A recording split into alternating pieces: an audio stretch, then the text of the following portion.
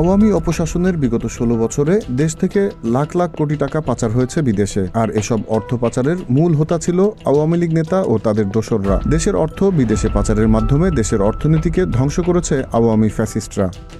অর্থ পাচার করে আওয়ামী লীগ নেতারা ইউরোপ আমেরিকায় গড়েছেন নিজস্ব সাম্রাজ্য। ইতিমধ্যে বিশ্বের বিভিন্ন দেশে আওয়ামী লীগের পাচারকৃত অর্থ সম্পদ বাজেয়াপ্ত করা হয়েছে। কিছু দেশ থেকে পাচারকৃত অর্থ ফিরিয়ে আনার প্রক্রিয়াও চলছে।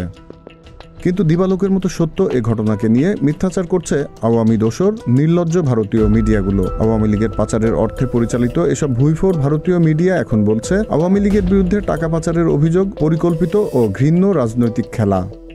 নানা রকম ভুয়া তথ্য উপাত্ত দিয়ে ভারতীয় এসব গদি মিডিয়া আওয়ামী লীগের এসব অপকর্মকে মিথ্যা প্রমাণের চেষ্টা করছে। ভারতীয় মিডিয়ার এমন অশোভন আচরণের ধিক্কার জানায় বাংলাদেশের সাধারণ মানুষ। একই সাথে অর্থ পাচারের হোতা আওয়ামী দোসরদের অবিলম্বে শাস্তির দাবিও উঠেছে বাংলাদেশ জুড়ে।